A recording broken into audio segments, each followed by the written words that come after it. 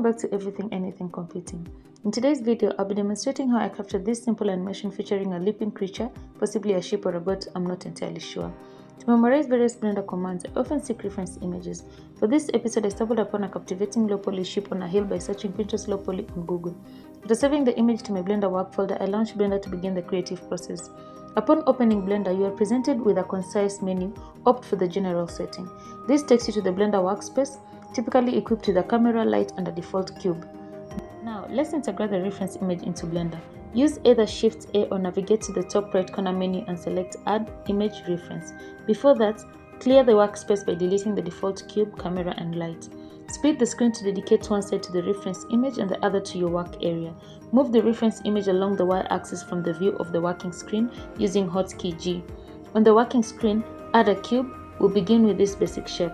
As mentioned earlier, we'll be toggling between edit and object modes. Examine the reference images and adjust the cube scale to resemble the body of the sheep. Employ the loop cuts, grab, scale, and bevel to refine the shape in line with the reference image. Enjoy the video, and if you're a seasoned professional with alternative techniques, feel free to share your insights in the comments.